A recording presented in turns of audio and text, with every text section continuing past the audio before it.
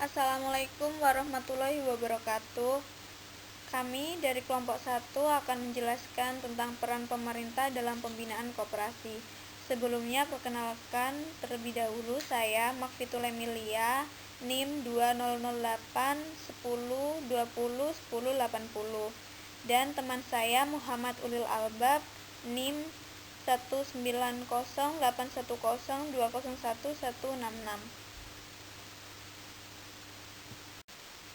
Yang pertama, peran pemerintah dalam pembinaan koperasi.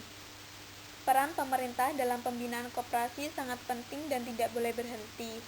Baik buruknya koperasi sangat ditentukan oleh adanya bantuan dan dukungan dari pemerintah untuk pengembangan sektor koperasi yang bersumber dari kemauan politik pemerintah dalam rangka menyusun struktur ekonomi kerakyatan berdasarkan keadilan sosial.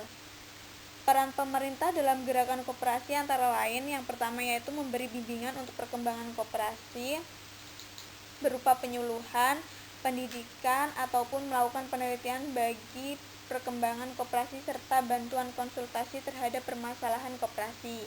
Yang kedua yaitu melakukan pengawasan terhadap koperasi seperti memberi perlindungan terhadap koperasi berupa penetapan bidang kegiatan ekonomi yang telah berhasil diusahakan oleh koperasi untuk tidak diusahakan oleh badan usaha lainnya. Yang ketiga yaitu memberikan fasilitas terhadap koperasi berupa kemudahan permodalan serta pengembangan jaringan usaha dan kerjasama. Selanjutnya yaitu kebijakan pemerintah dalam pembangunan koperasi. Adapun kebijakan pemerintah dalam pembangunan koperasi secara terinci yaitu sebagai berikut. Yang pertama, pembangunan sebagai wadah kegiatan ekonomi rakyat, yaitu dengan cara diarahkan agar makin memiliki kemampuan menjadi badan usaha yang efisien dan menjadi gerakan ekonomi rakyat yang tangguh dan berakar dalam masyarakat. Yang kedua yaitu pelaksanaan fungsi dan peranan koperasi ditingkatkan melalui upaya peningkatan semangat kebersamaan dan manajemen yang lebih profesional. Yang ketiga yaitu dengan peningkatan koperasi didukung melalui pemberian kesempatan berusaha yang seluas-luasnya di segala sektor kegiatan ekonomi baik di dalam negeri maupun di luar negeri, dan penciptaan iklim usaha yang mendukung dengan kemudahan memperoleh permodalan. Yang keempat yaitu dengan kerjasama antar koperasi dan dengan usaha negara dan usaha swasta, yaitu sebagai mitra usaha dikembangkan secara lebih nyata untuk mewujudkan kehidupan perekonomian berdasarkan demokrasi ekonomi yang dijiwai semangat dan asas kekeluargaan, kebersamaan, kemitraan usaha, dan kesetiakawanan. Lalu, peran pemerintah dalam pembinaan koperasi menurut UU Nomor 25 Tahun 1992 Pasal 60 Ayat 1 yang berbunyi pemerintah menciptakan dan mengembangkan iklim dan kondisi yang mendorong pertumbuhan serta permasyarakatan koperasi. Ayat 2 yang berbunyi pemerintah memberikan bimbingan, kemudian dan perlindungan kepada koperasi. Dalam rangka mewujudkan peran pemerintah terhadap koperasi yang ada di Indonesia pada pasal 60, maka Undang-Undang Nomor 25 Tahun 1992 juga memuat beberapa pasal yang menjelaskan bentuk-bentuk peran pemerintah dalam pasal yang lebih spesifik. Seperti pasal 61 menjelaskan lebih detail tentang pasal 60 ayat 1, sedangkan ayat 2 dijelaskan dalam beberapa pasal yaitu pasal 62 sampai pasal 63. Adapun bunyi pasal 62 sebagai berikut. Seperti yang dijelaskan pada slide 4, bahwasanya pasal 61 ini menjelaskan lebih detail tentang pasal 60 ayat 1. Dalam upaya menciptakan dan mengembangkan iklim dan kondisi yang mendorong pertumbuhan dan permasyarakatan koperasi, pemerintah yang pertama memberikan kesempatan usaha yang seluas-luasnya kepada koperasi. Yang kedua yaitu meningkatkan dan memantapkan kemampuan koperasi agar menjadi koperasi yang sehat, tangguh, dan mandiri. Yang ketiga yaitu mengupayakan tata hubungan usaha yang saling menguntungkan antara koperasi dengan badan usaha lainnya. Yang keempat dengan membudayakan koperasi dalam masyarakat. Dalam pasal 62 Undang-Undang Nomor 25 Tahun 1992 ini, dalam rangka memberikan bimbingan dan kemudahan kepada koperasi, pemerintah melakukan 5 hal, yang mana yang nomor 1, membimbing usaha koperasi yang sesuai dengan kepentingan ekonomi anggotanya. Kedua, mendorong, mengembangkan, dan membantu pelaksanaan pendidikan, pelatihan, penyuluhan, dan penelitian perkoperasian. Ketiga, memberikan kemudahan untuk memperkokoh permodalan koperasi serta mengembangkan lembaga keuangan koperasi. Keempat, membantu pengembangan jaringan usaha koperasi dan kerjasama yang saling menguntungkan antar koperasi. Kelima, memberikan bantuan konsultansi guna memecahkan permasalahan yang dihadapi oleh koperasi dengan tetap memperhatikan anggaran dasar dan prinsip koperasi. Jadi, di pasal 62 ini pemerintah ingin memberikan bimbingan dan kemudahan. Jadi pada intinya agar dapat memajukan suatu koperasi, pemerintah ingin memberikan bimbingan serta kemudahan agar para anggota koperasi bisa saling memenuhi tujuannya dan mencapai apa yang diinginkan oleh suatu koperasi tersebut. Kemudian dalam pasal 63 Undang-Undang Nomor 25 Tahun 1992 ini terdapat 2 poin yang akan saya jelaskan. Yang pertama ada 1, dalam rangka pemberian perlindungan kepada koperasi, pemerintah dapat melakukan 1, menetapkan bidang kegiatan ekonomi yang hanya boleh diusahakan oleh koperasi. 2. Menetapkan bidang kegiatan ekonomi di suatu wilayah yang telah berhasil diusahakan oleh koperasi untuk tidak diusahakan oleh badan usaha lainnya. Jadi, poin nomor 1 ini bahwa suatu koperasi, pemerintah ingin menetapkan bahwa jika dalam suatu koperasi satu sudah melakukan usaha yang berhasil, maka di suatu koperasi yang lainnya diusahakan tidak boleh meniru usaha yang telah dilakukan oleh koperasi yang sudah berhasil tersebut. Nomor 2, persyaratan dan tata cara pelaksanaan sebagaimana dimaksud dalam ayat 1 diatur lebih lanjut dengan peraturan pemerintah. Pasal 64 Undang-Undang Nomor 25 Tahun 1992 berbunyi pembinaan sebagaimana yang dimaksud dalam pasal 60, pasal 61, pasal 62, dan pasal 63 dilakukan dengan memperhatikan keadaan dan kepentingan ekonomi nasional serta pemerataan kesempatan berusaha dan kesempatan kerja. Jadi, pemerintah melakukan pembinaan yang terhadap suatu koperasi yang mana sudah dijelaskan dalam pasal 60, pasal 61, 62 serta 63, melakukannya sesuai dengan keadaan dan kepentingan ekonomi nasional. Dasar hukum dibentuknya Kementerian Koperasi. Ada 7 dasar hukum dibentuknya Kementerian Koperasi. Yang pertama, Keputusan Presiden Republik Indonesia Nomor 228/M Tahun 2001. 2. Keputusan Presiden Republik Indonesia Nomor 103 Tahun 2001 tentang kedudukan, tugas, fungsi, kewenangan, susunan organisasi, dan tata kerja Menteri Negara. 3. Keputusan Presiden Republik Indonesia Nomor 103 Tahun 2001 tentang kedudukan, tugas, fungsi, kewenangan, susunan organisasi, dan tata kerja lembaga pemerintah non-departemen. 4. Keputusan Presiden Republik Indonesia Nomor 108 Tahun 2001 tentang unit organisasi dan tugas eselon 1 Menteri Negara. 5. Peraturan Presiden Nomor 9 Tahun 2005 tentang kedudukan, tugas, fungsi, kewenangan, susunan organisasi Kementerian Negara, Koperasi, dan UKM. 6. Peraturan Presiden Nomor 62 Tahun 2005 tentang perubahan atas Peraturan Presiden Nomor 9 Tahun 2005 tentang kedudukan.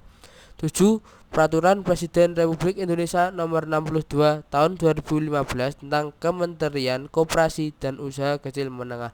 Jadi 7 poin 7 dasar hukum itulah dibentuknya Kementerian Perkoperasian di Indonesia. Program strategis Kementerian Koperasi. Terdapat 6 program atau 6 bidang dalam Kementerian Koperasi. Yang pertama ada bidang kelembagaan, kedua bidang pembiayaan, ketiga bidang produksi dan pemasaran, keempat ada bidang restrukturisasi usaha, kelima ada bidang pengembangan sumber daya manusia, keenam ada bidang pengawasan. Dalam bidang kelembagaan ini antara lain adanya PPKL atau petugas penyuluh koperasi lapangan. Kegiatan petugas penyuluh koperasi lapangan ini telah dilaksanakan sejak tahun 2012 dengan tujuan untuk melakukan pembinaan dan pemberdayaan koperasi dan UMKM di daerah yang mampu menjadi konsultan mandiri yang berfungsi sebagai agen perubahan koperasi. Kemudian pada penerapan tata kelola koperasi yang baik. Tata kelola koperasi yang baik merupakan suatu sistem yang diciptakan untuk sebagai standar dalam melakukan pengelolaan sumber daya organisasi ataupun koperasi yang berdasarkan prinsip GCG, yaitu transparansi, akuntabilitas, responsibilitas, independensi, dan fairness. Kemudian ada bimbingan teknis perkoperasian bagi kelompok strategi prakoperasi. Perkembangan perekonomian saat ini terdapat banyak kelompok masyarakat yang memiliki tujuan berkaitan yang sama, di mana kelompok-kelompok tersebut digolongkan sebagai prakoperasi, namun pemahaman mengenai koperasi yang benar masih jauh dari harapan. Kemudian dalam bidang pembiayaan, di bidang pembiayaan ini ada kegiatan yang dilakukan oleh Deputi Bidang Pembiayaan, antara lain koperasi pemula yang mendapatkan bimbingan dan penguatan permodalan. Bimbingan teknis bagi koperasi pemula dilakukan dalam rangka meningkatkan koperasi pemula dalam mengakses pembiayaan, dan diharapkan melalui bimbingan dapat memberikan manfaat dan dapat mengoptimalkan dukungan permodalan yang diperoleh dalam pengembangan bisnis dan peningkatan pelayanan koperasi terhadap anggota, sehingga mampu memberikan daya ungkit yang besar dalam mendukung usaha yang pada akhirnya dapat meningkatkan pendapatan anggota koperasi. Wirausaha pemula kemudian ada wirausaha pemula yang didukung modal awal usaha.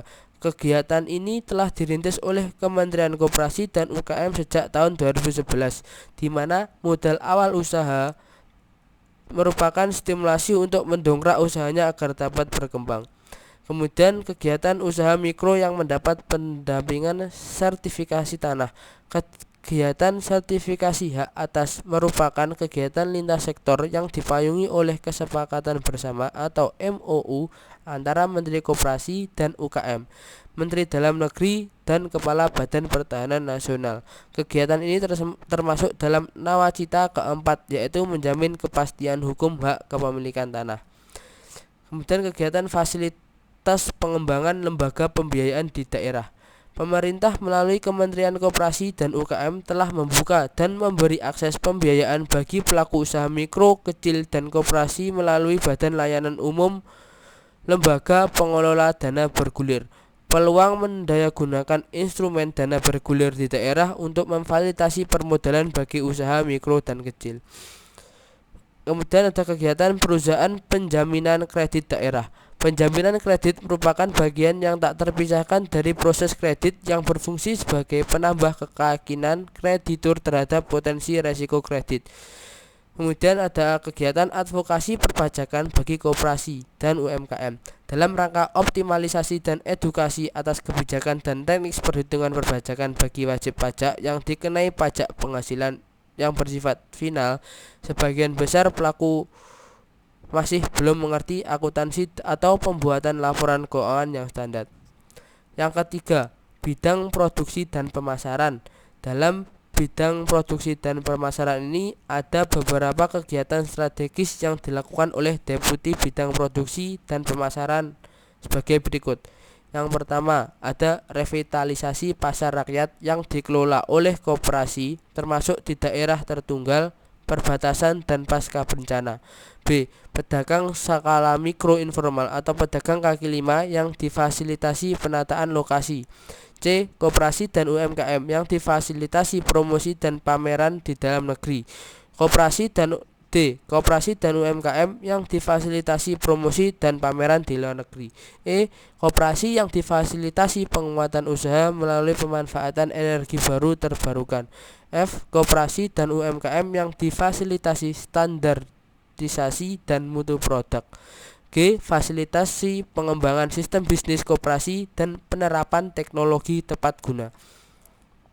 Kemudian bidang restrukturisasi usaha. Dalam bidang restrukturasi usaha, Deputi Bidang Restrukturasi Usaha mempunyai beberapa kegiatan strategis. Yang pertama ada sarana prasarana layanan usaha terpadu atau Pusat Layanan Usaha Terpadu yang bertujuan untuk memberikan layanan jasa non-finansial dan berbagai solusi atas permasalahan koperasi dan UMKM. Pendampingan usaha koperasi dan UMKM. Pendampingan merupakan langkah strategis sebagai pengungkit untuk mempercepat peningkatan daya saing koperasi dan UMKM. Kemitraan usaha. Kemitraan merupakan kerjasama dalam keterkaitan usaha baik langsung maupun tidak langsung atas dasar prinsip saling memerlukan. Investasi usaha. Perkembangan pasar yang berubah dengan cepat perlu disiasati dengan meningkatkan kualitas produk dan harga yang kompetitif di samping koperasi dan UMKM. Kemudian bidang pengembangan sumber daya manusia. Ada beberapa kegiatan strategis yang dilakukan Deputi Pengembangan SDM sebagai berikut. Yang pertama Pemasarakatan kewirausahaan. Pelatihan kewirausahaan. Pelatihan teknopreneur. Fasilitas inkubator bisnis dan teknologi. Pelatihan perkoperasian. Pelatihan koperasi berbasis syariah. Pelatihan fungsional. Pelatihan dan uji sertifikasi SKKNI. Pelatihan petugas penyuluh koperasi langsung dan pendampingan. SDM KUKM yang mendapat fasilitas magang dan beasiswa. Kemudian bidang pengawasan. Ada beberapa kegiatan strategis yang dilakukan Deputi Bidang Pengawasan sebagai berikut. Yang pertama mengkoordinasi dengan unit atau instansi terkait. Melakukan pelaksanaan workshop atau bimbingan dan sosialisasi. Melakukan pelaksanaan uji coba pengawasan koperasi. Sekian. Apabila ada kurang lebihnya mohon maaf. Wassalamualaikum warahmatullahi wabarakatuh.